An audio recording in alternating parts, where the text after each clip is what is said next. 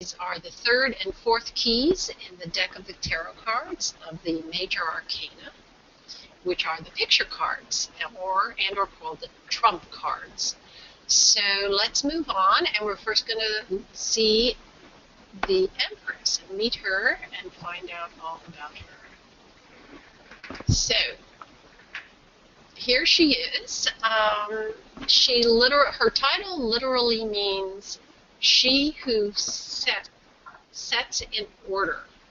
And actually the Emperor is the same. It's he who sets in order. It's just the term Empress, Emperor. She's in stark contrast to the High Priestess, as you recall, who was completely surrounded by blue. And the High Priestess was representative of the cold virginity of a cloistered devotee of the gods. She was sitting in a temple, and here we have the Empress sitting outdoors. She's sitting in a warm, rich, and fertile garden. Even the cube upon which she sits is very elaborately constructed. The Hebrew letter Daleth, which is over in the lower right-hand corner, is the letter D, and it means the leaf of a door. And the leaf is the part of the door that swings, that you go in and out through. Because of that, this card also represents the womb as the door of life. The Empress is very pregnant. So Daleth is a clue to the mode of consciousness of key 3, which is personal safety, self-preservation. It's also concerned with the storage, conservation, and development of all that is useful. So just picture how you use a door and that you go in and out of the door. And we're talking about a door from the spiritual to the manifest, the world, the earth. So Daleth is also a double letter in the Hebrew alphabet. And we may or may not have discussed this before, but when you have a double letter in the Hebrew alphabet, it's because it's pronounced in two different ways, and it's also then used as a set of polarities. And in this case, the polarities are wisdom and folly. When we cover other letters, they'll each have those that are dual letters that are pronounced two ways have their own assigned polarities. And a polarity, if you recall, are opposite ends of the same line. So just keep that in mind. The magician is your self-conscious mind. What he puts into play, using observation and inductive reasoning, the Empress multiplies. So that's why I put the magician card here. I wanted you to remember him because he's the one who's impressing the Empress with information. So the subconscious mind's power of deduction multiplies an original premise from the magician into a multitude of particular consequences or applications. It is very important that the magician gets it right, that his premise is organized and based on reality.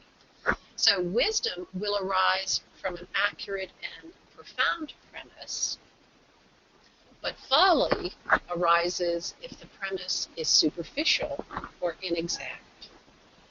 Folly uses the creative imagination in a destructive way. We all have attended parties as children and maybe even later in life where someone says something at the beginning of a circle of people all sitting on the floor, and they whisper something to that person, and by the time it gets around to maybe the 10th person, it has no resemblance to what the first person said. So the Empress will duplicate, replicate, and expand upon the information that she gets. And remember, she's the subconscious mind, and nothing gets created that doesn't go through her. That's why she's pregnant. That's why she's the door. She's called the Empress because subconsciousness has control over all sequences of development in the material world. So be careful what you focus on, what you think about. If you are angry or happy, the Empress will give either to you in a multiple of ways. What have you got growing in your garden? Just remember, you have tares or flowers. What's growing, you are a gardener in this creation. And what you've directed her to create is what you're living in. The Empress is the personification of love and will give you everything that you desire. A function of this key is imagination, or embroidering fact with fancy to elaborate the outcome. As you now realize, the subconscious mind is a very creative vehicle of manifestation. So here we have green and yellow. You see the green covers most of the card and yellow. So we'll reiterate what we've talked about in the past about the colors. First, green is growth, increase, emotion, desire. Therefore, a lot of green on this card. It also signifies symmetry and balance, and it is the central position in the solar spectrum between hot, fiery red and cold, electrical violet. The planetary attribution of Dalit is Venus, and her color is green. It sometimes mystifies people because they think, oh, on Valentine's Day, everybody gets these red cards, and everything's red. That's the color of Mars, actually, and activity and action. The color of love is actually green, and it's because it's at the center of the solar spectrum. And it also represents Venus. Yellow means mental equilibrium and intellect, and also represents air and light. We're talking alchemical Mercury, and when we talk alchemical, we always are talking not the real Mercury, the physical Mercury, the chemical Mercury. We're talking alchemical Mercury, which designates a certain way of being. It designates superconsciousness. So the sky behind her is the same as the Fool and the Magician. It is still at a very high level of consciousness. In fact, the first row of cards, the 7 cards, are at this level of consciousness. They're principles that are followed. We will get into the nitty-gritty as we go into the second row of the tarot tableau, which is the 22 cards with the Fool around everything. So that's one. And then the other 21 cards are in 3 rows of 7 cards each. Her footing, which designates understanding in symbology, symbolizes conscious understanding of the cyclical nature, which is symbolized by the crescent moon, that underlies all life expression. So she gets it. She understands the cyclical nature of life. Blue, red, and gray. So blue, as we've talked about when we talked about the High Priestess, represents water, memory, receptivity, and reflection. So the subconscious plane of mental activity is always designated by blue. The stream of consciousness coming from the High Priestess is directed and modified by the Magician. So once again, we have to remember the Magician puts out what he wants done, but the Empress creates it. Red signifies action, courage, strength, physical energy. Here you have 5 red roses. They represent the 5 senses and the desire nature. There's also a law triangle covering her heart, and we'll go into each of these a little more depth in a bit. Gray is white and black combined. So that would signify the union of opposites, which also signifies wisdom. So she's sitting on a gray cube. It's rather an elaborate cube because she's the Empress, but it is considered a cube. There are a multitude of references to Venus in this card. Venus presides over childbirth. She's also considered a mother goddess. She's patroness of love, beauty, and art. That's why this card is very elaborate, and when you look at it, it's relaxing. It's like being in a beautiful park. She also rules the sense of touch and has much influence on the desire nature. And I won't elaborate on that if you just think of the sense of touch and desire. So, she's also looking east, and the direction east denoted by this key intimates the rising point of higher consciousness.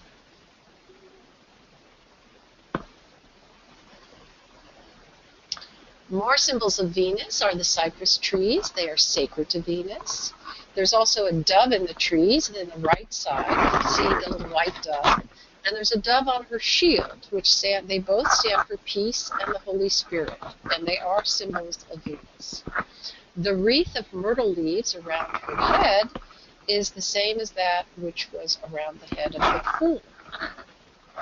The bee from Egyptian hieroglyphics symbolizes Venus. It also symbolizes royalty and organization of the hive, because the bee, so this is another organizing activity of hers, and it has to do with Mother Nature, and Mother Nature makes sure the race continues. So the Empress provides the portal and gateway of the sun.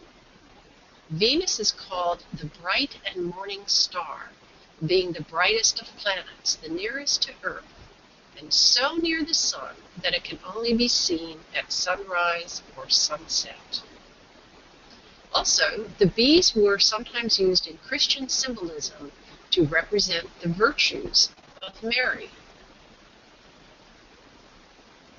Now for the water symbolism. Water, as we learned with the High Priestess, is a tool of imagination and knowing.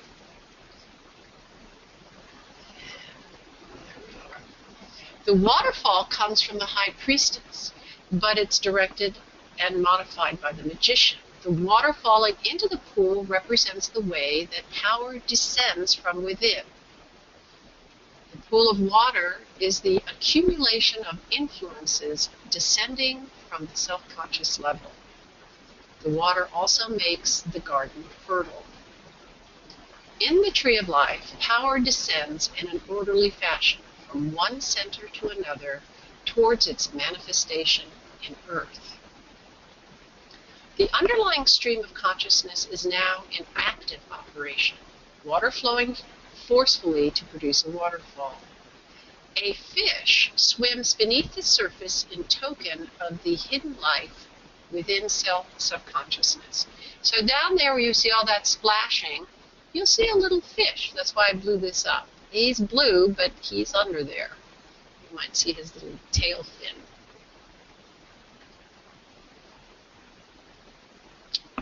So, let's see if it'll go through. The heart symbol.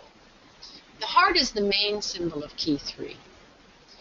We see a 7-sided copper shield in her right hand, and it's a reference to Venus ruling love. So, to connect to the Empress, you have to practice love. The starting point would be harmlessness to others. We can approach nature through science, but the direct approach is through the heart, through feelings. The dove moves on the shield of love. Meaning is found in the heart. The wings of the dove indicate spiritual elevation, adding a higher active quality to the symbol. Wings are sometimes used to denote imagination, a function of this key. The red triangle over her heart shows the law being activated. Every manifestation of substance is taken care of by the law. The law is understood by the subconscious mind. So what do we mean by the law? The law is this great triangle. I bring it up from time to time. And I believe I covered it with the High Priestess and or the Magician card. But just to reiterate, the 3 points are how manifestation takes place. It starts by contacting the Creator, contacting the highest power in your mind. The second part is designated in Christianity, we say Father, Son, Holy Spirit. But in essence, it's the superconscious mind at the top of the triangle, the conscious mind or male aspect on the right, which directs the power it receives from the superconscious mind. So you've got this humongous amount of energy coming down, and the male aspect directs it towards the feminine aspect. Holy Spirit, feminine, Holy Mother on the left. And it would be the Empress in this case, in action. And she, from her, through her, all is created. If she weren't in the picture, this energy from the male aspect would just go out into space and keep going and going and going and going and going, and nothing would exist. So they are equal, they are balanced, and we are both male and female, all of us, or nothing would exist through us. We just wouldn't be here. So that's the law. The Hindus understood it, the Egyptians got it, the Chinese, and the Christians got it, and we all use different terms for the same thing. The wheat field at the feet of the Empress reveals nourishment, symbolizes nourishment. Nature keeps us alive. So not only does she replicate things, but she also nourishes them. The scepter, her dominion over the physical plane, is surmounted by a cross. The Venus symbol upside down, or actually a Mars symbol. So we're looking at activity here. The inverted T is the reversal of Saturn's power of limitation. So her power is limitless. The red masculine color of Mars, used for the triangle, and roses of love and desire, shows that an actual detectable energy is at work in the midst of all the underlying automatic growth. Yeah, once you put something in action, it just multiplies itself on and on and on, in ways you have no idea will happen. The stars above her head, 6-pointed means attainment over the macrocosm. The 12 stars, the actual number of stars, represents the zodiac. 12 always means zodiac. And the zodiac means modes of energy by which she is influenced. The 7 pearls around her throat signify Venus and the moon. There are 7 original planets. The reason for this is they knew about Uranus and other planets, but nobody else did way back when, so they didn't bring them up. So they just dealt with 7 original planets in the ancient teachings. And the pearls are at the chakra of the thyroid, the regulator of the metabolism of the body. Her waist and neckline are edged in gold, which means she's clothed in the sun. Remember, love is always victorious. All the movements of living creatures on the physical plane are tied to the senses and the desire nature. Victory lies in understanding our desire nature and learning how to handle it. Be a good gardener. Learn how to grow only what serves you.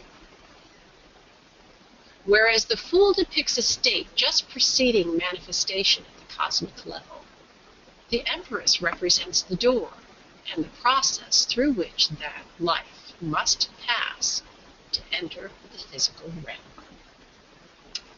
So, does anybody have questions about the Empress before we move on to the Emperor, her consort? So, Margot, yeah, may I ask you something? sure. I was taking a look earlier at the Rider-Waite Empress card. Yes. And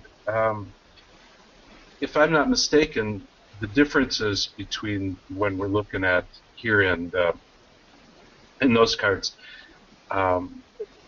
Mother Ruth made those changes, did she not? She made some of them.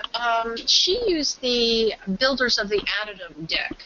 Oh, that's right. Paul Foster Case. So he took the Rider-Waite deck and he changed it, and then from there she changed it through meditation. So there's two steps here.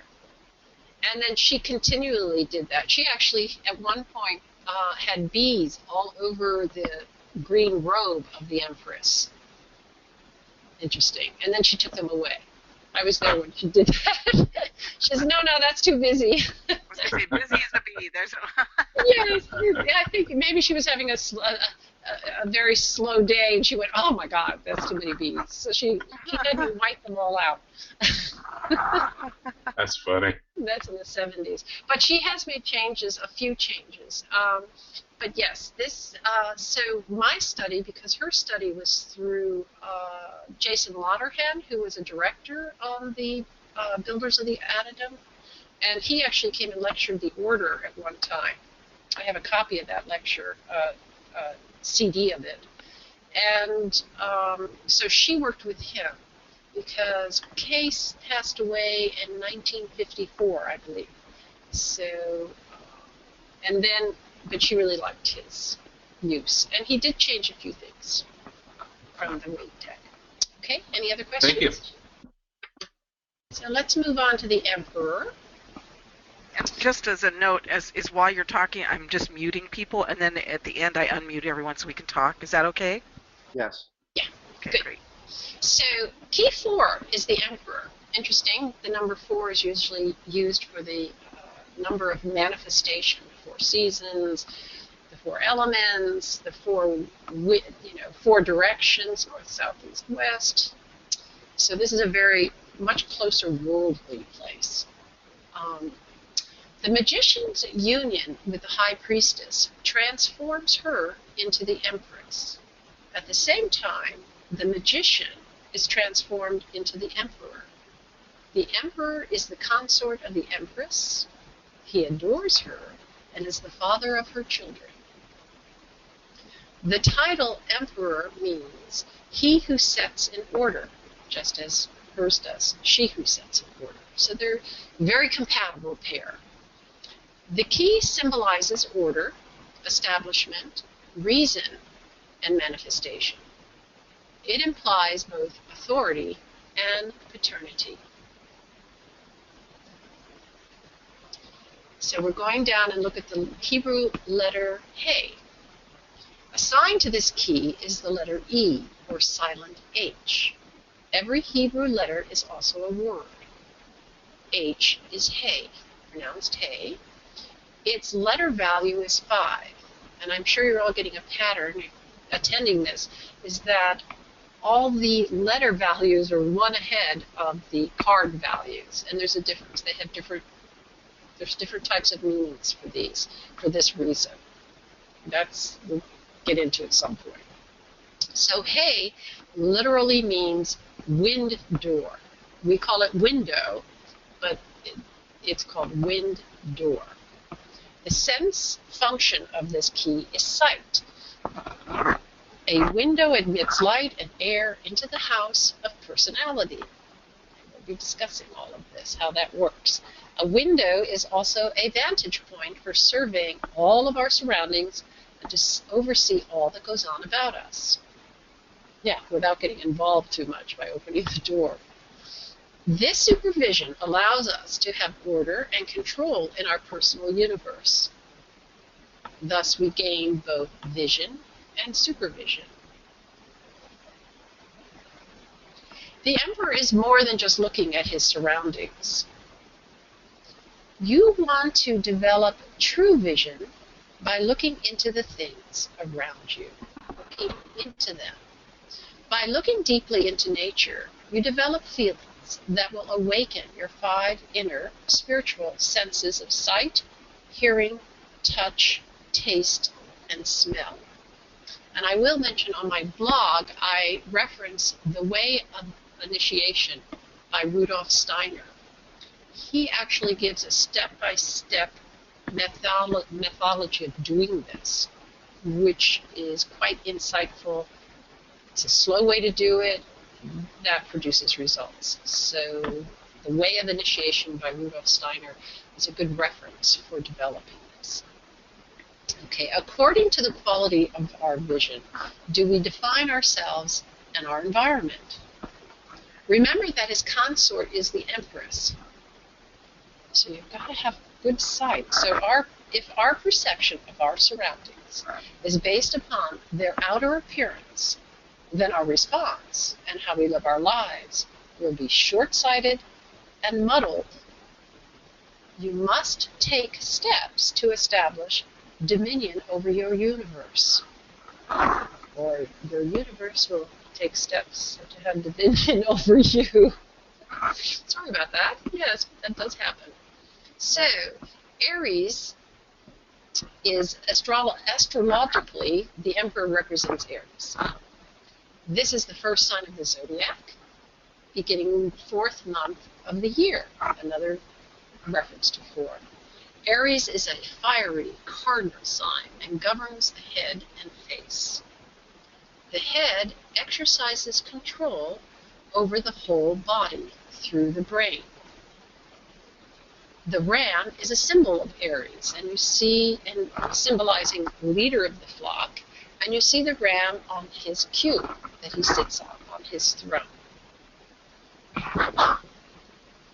The sun is a symbol for Aries. The solar disk at the top of his helmet, you see that circle with the dot in the middle, and the gold trim of the helmet and globe, the metal of the sun. The orange color of the sky is one of the colors assigned to the sun. The sun has to do with health and vitality. So this is behind him. So remember we talked about with the Fool card that what's behind that person is their foundation. So besides, what they sit on and stand on, but it's what is behind them, such as on the Fool card, the sun was in the upper right-hand corner behind the Fool. So this character depends on the background. So remember, health and vitality. It is the indicator of high office and of positions of rank and title, so that it represents rulership and authority. It also stands for the ego, or individuality, in one's natal horoscope.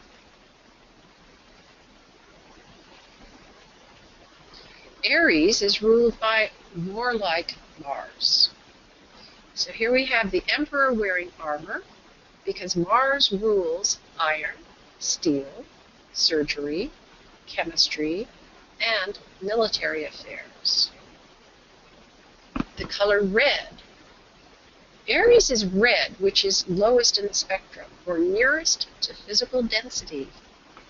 Red is used to express fiery activity and creative energy. The cliffs of barren red rock are directly behind him. They represent the sterility of mere supervision and regulation.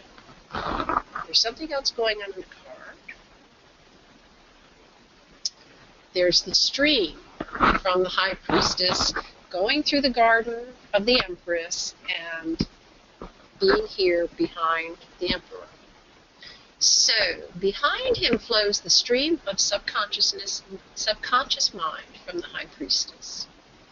This waters his judgments with mercy. It's rubbing against the red rocks. He also draws remembrance from it. He remembers the past and what has gone on. And that, as we recall, memory is the significator of the High Priestess. The rocks gradually break down.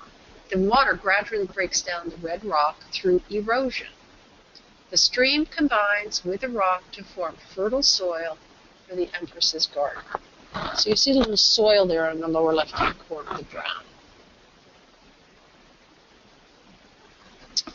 We have the Egyptian Ankh in his right hand. And interesting enough, this is a symbol of Venus and the Empress. So if you recall, the Empress was holding a symbol of Mars in her lap.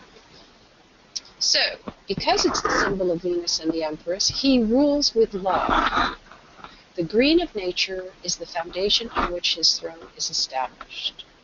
There are 10 small circles on his helmet, which refer to the 10 sephira on the tree of life. And the violet color of his clothing. As you recall, we had a great discussion about clothing, the cloak of the Fool card. And once again, it's the same significance. Clothing symbolizes an element of protection. So violet also symbolizes royalty, and violet is the color associated with Aquarius and truth. So this hints at the idea of truth as his defense. Remember, we're talking about you. We are talking about the Emperor, but the Emperor is good. Here we have the emblem and shield. The emblem is in his left hand. It means dominion over terrestrial forces of Earth. So, how is that created? Red with an inverted gold T-square. A T-square is a symbol of mathematics, geometry, and planning. The letter T, Hebrew Tav, corresponds to the planet Saturn, whose influence is limitation. The inverted T is the reversal of Saturn's power of limitation. So as we discussed this on the Empress's card, she had the same thing. So their power is limitless. The cross on top indicates the material, the 4 elements. The 5-sided white shield on the ground.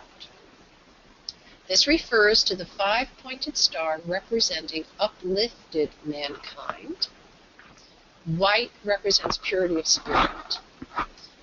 And the double-headed red eagle suggests initiative, swift creative energy, the bird, the eagle, and regeneration, because there's 2. So and it also, though, represents the balance of opposite forces, because they're facing away from each other.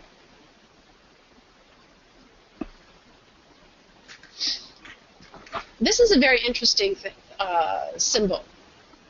The alchemical sulfur, his legs form a number 4. If you recall, they're crossed over. And his upper body resembles a triangle. So his whole body forms a symbol for alchemical sulfur.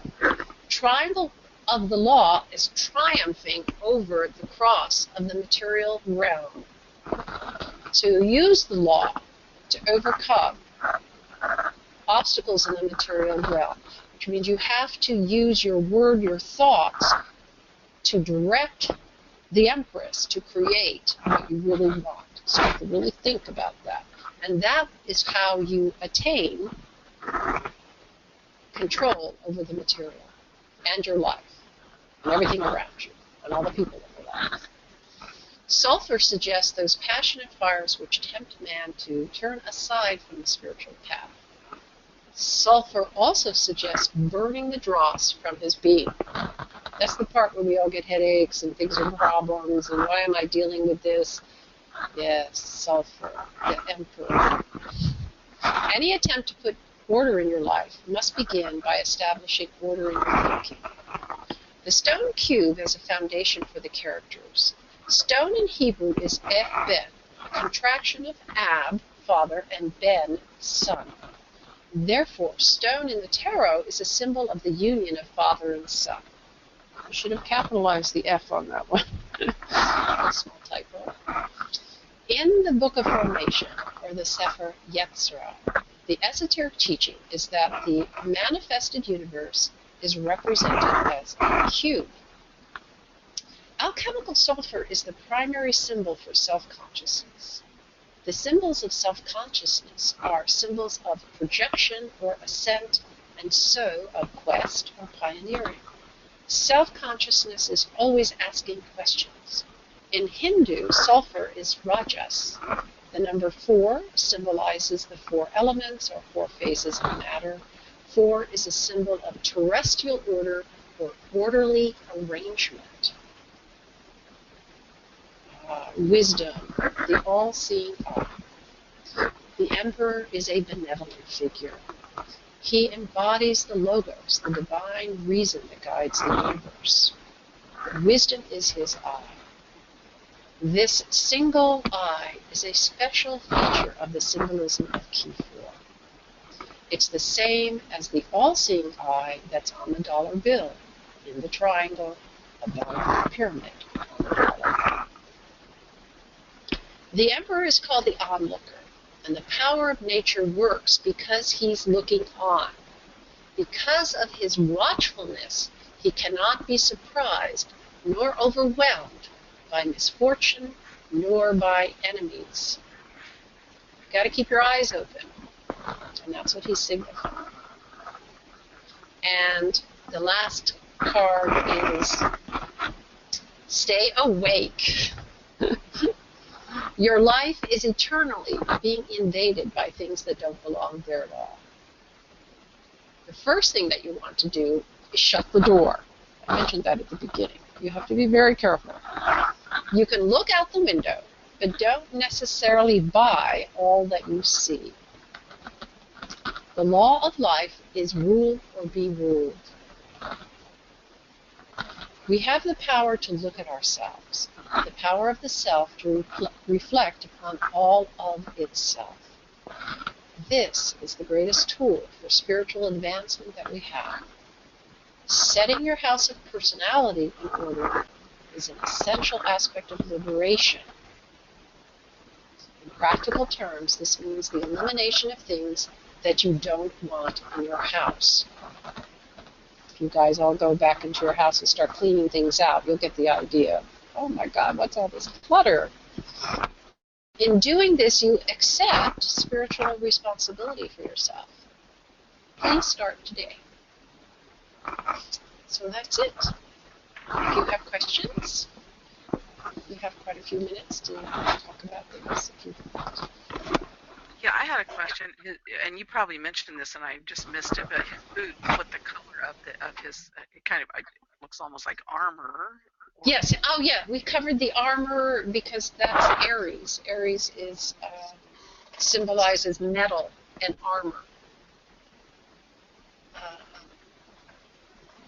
So that's just a symbol of Aries. Okay, got it. And Mars. Mars is the warrior.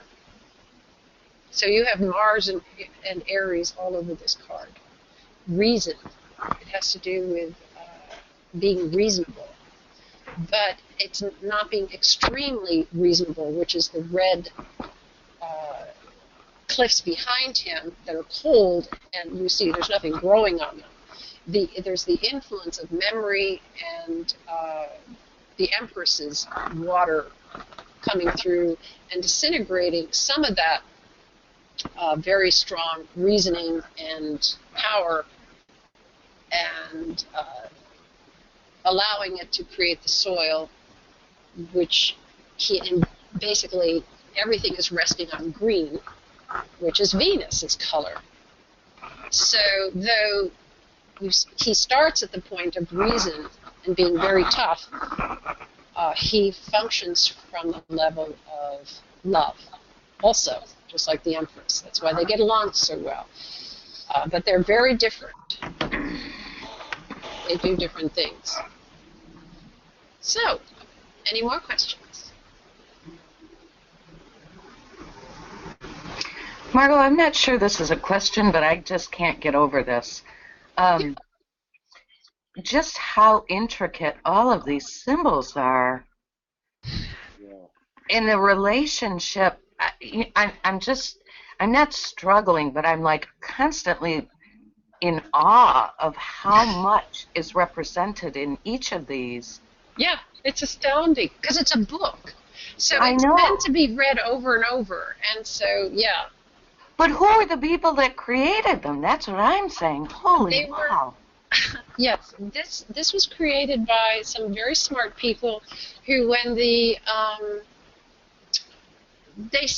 story goes that when the library in Alexandria was burned to the ground, all 800,000 plus scrolls, there was a bit of a panic because all the history of the world so far was there. And they thought, well, we're going to plow all that into this picture book. And you have to realize that there were Chinese involved, so, 1,000 words for a picture. And there were some influential people that got together in Fez to do this. That's the story, because they didn't want it to get lost. So you've got symbols from all the great religions, and even some we've not heard of anymore, like Zoroastrianism. And that's what's going on here. And so what the point of the cards, though, is to not just think about them, but they work on your subconscious mind. Yes. Yes. So you stare at them. And the idea of painting them is just to get them in front of you and stare at them, because it's triggering things in your mind. It's the same as if you said a mantra. In the East, they say, repeat this mantra over and over again, and then somehow your rate of vibration starts going up and the world starts to look different. That's the point of the tarot cards also. You may not fully understand the cards, but if you at least get some of the basics, like the colors, like color means movement and passion, and purple is placed there for royalty, truth, and you get to understand what the cube means. And we'll get into that when I cover the cube of space after we do the 22 cards. And that is most fascinating because it tells you how to get off the planet. It's like, this is what happens on the west face, and most people don't even make it off the west face. The death card is on the west face. If you can get your butt past the west card, things work out and go better, a lot better for you. So that's there. And that's on that book of formation that I was referring to, is all about that. And that book is older than the Tree of Life. Really? Yeah. So lots of good stuff. I have a question. Yeah, please. Are you familiar with the tarot work of Gareth Knight? I know the name. Are you familiar with his? The only reason I ask is that I was introduced to his works decades after he came out, and I was just I'm feeling like his approach to this would complement this stream of thought. I'm trying to think if I have one of his books. I'm looking. Probably more popular in the 70s-ish. Yeah. He was of a mystery school in England somewhere.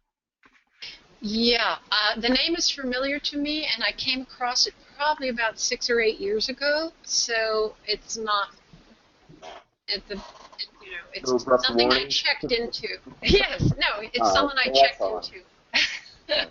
That's but I don't remember what my impression was, positive, negative, or otherwise, or as a compliment. Thank you. I thought I picked up one of his books, but I'm not sure. Did he write also novels besides this? There was someone who also wrote novels.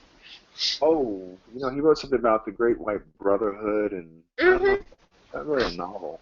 He wrote not a novel. So he's different than this other person I'm thinking of. Yeah. Yeah, there have been a lot of people who gotten interested, and then they kind of, people get interested in them, and then it sort of disappears. So, yeah, he seems fairly awake. So. Yeah, another reason bringing this up, and doing it as a webinar and also my blog, Gates of Light at WordPress, is just to bring it back to people's attention, just to get the cards in front of people to remember who they are. This presentation is doing a very good job of that. Oh, thank you. Thank you. I'm like the other talker. I'm wide open right now. I'm just going digest. But it makes sense somewhere. I feel it. Well, just know that you can always listen to it again and watch it again, and then you can also go to my blog. I present a little differently on the blog, and lots of pictures, which is kind of fun. And you can always look at, and it's highly recommended too to get the cards and paint them. And yes, you have the link to that on your blog too, right? Yeah. Where you can get those or cards. I've mentioned it. It's the scienceofman.org. Right. MAN, scienceofman.org, and you can buy the cards there. And then with the cards will come the painting directions, which will be the same as what you're seeing here. Right. Which is great because if you paint them in between the classes, it's actually pretty powerful as well. Yes, yes. It's a fairly new approach to spirituality for me, the tarot. Yeah. This is exciting. Oh, good. I'm glad. Yeah, I taught it for many years here in Puerto Madera, the evening classes, adult classes at the high school, and a couple of recreation centers, and people were just like, "Oh, I didn't know that was there." It's it's like taking all the religions. One person called it taking a tour through the world of religion. Because wait till we get to some of the other cards. These are the more simple cards. Right. Okay. That's good. Okay. Any other comments or questions? Yeah, Cynthia, can you say something more? The other awareness that's just kind of been with me is the potency of this card as a symbol because of the creation, because of the way it was created. You know what I mean? So when you said coloring them yourself is powerful, can you speak more about that? Well, just that then, as Margot said, when you meditate on them or just look at them, they go into your subconscious. Actually painting them and taking that action just cements that further. Would you agree, Margot? Yes, and that's why red, you see this, the Emperor, where you're by actually coloring them, my last comment here, in doing this, you accept spiritual responsibility for self. You're stepping out for yourself, not because someone else told you, because everybody colors their cards a little differently. Sometimes they're more pastel-y, sometimes they're more electric, red is red to different reds to different people. So that's kind of cool. And the other thing is you don't hand your cards out to other people to look at. You can say, oh, look, I did these, but keep your hands on your cards. You just don't put other people's vibes on them.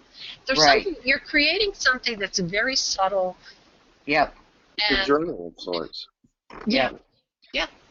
And they're and they really do have meaning, because whenever you do, what I found anyway is certain cards, when I was going through something specific when I was coloring them, they really have a very specific meaning for me. And you'll do it again. Yeah, you'll end up with favorite cards. I have certain cards that are favorite, and then I go, why is that a favorite? Okay, why do you really like that card? And there is one. It's and this is interesting because I also do the Enneagram, and anyway, I was at this Enneagram conference, and I was painting a card during the break, and it turns out it was a strength card, which is and anyway, it's also the number associated with it is 8.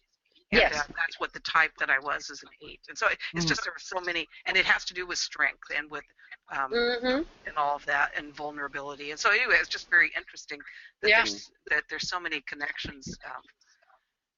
I mean, that's a card where she's holding the lion's head, who's completely in red, and he's roaring, and she is completely relaxed. Right. She's making no effort. She's just holding him gently with this number 8, the sign of infinity wrapped in roses around his neck and around her waist. And that's the card of strength. And that's the lesson of that Enneagram type too. Yeah. And you go, huh? How could that be strength? In ease you gain your strength. So, there we are. In an hour. So the next class is on. Let's see. Is it December 4th? Is that when it is? I have it on the 12th. The 12th. Okay, you're probably Yeah, the right. 4th wouldn't make it because we're going to be out of town until so it's December 4th. 12th. December 12th. I wouldn't have time to create it. No, but before December 12th, it's great. The 4th was but it would be December 12th. Perfect. At 9 a.m. That's right. Great. And then next weekend is the other class, the last in that series of the mysteries. Of the mysteries, which I love. Yeah. So. Yeah. Cynthia, are you going to do that on Saturday instead of during the week? Yes, it's going to be Saturday at 9 a.m. You have 9 p.m. on your. 9 p.m. Yes, you wrote 9, so you need to go in and change it to 9 I'm a.m. going to go change it right now. No wonder no one signed up. Who would want to come at 9 p.m.? Especially if you were in Canada. Details, Margot. And Cynthia, one more question for you. Are your seminars available like Margot's are to watch and rewatch? Oh, to record? Mm-hmm. And actually, I have not recorded them. I recorded one, but I will record this one. You should. The reason is because when I first started, the recording aspect was a little difficult, but we've mastered it now. Yeah, I think you should record good. it, especially if for some reason next weekend when I'm in Europe I'm not able to get it. I would like to see it. I really would, because I've watched all of them and I just love them. They're just real eye openers, especially coming into the holiday season and the Christ. Your lectures are just great for that. Very cool. Great. And Okay. so for someone like me, Cynthia, that hasn't listened to all of them, is there any place like a blog or whatever that you have some of your ideas described? On this particular thing, no, but that's a good idea. I like it. Yeah. However, if you haven't gone to the other ones, it doesn't make any difference because while they're connected, there's not it doesn't matter which order or anything like that you would approach it. So it doesn't matter. I just wanted to know because I enjoyed the one I listened to so much. Oh, good. I'm really glad. Okay. Well, thank you for all for attending. Thank you all. It was wonderful, Margot. Thank you. Thank you so much for this and for getting that out there. So And we'll look forward to the recording. Yes. Y'all stay safe. Okay. Okay. Have a great day, everyone. Bye-bye, You too. everyone. Thanks.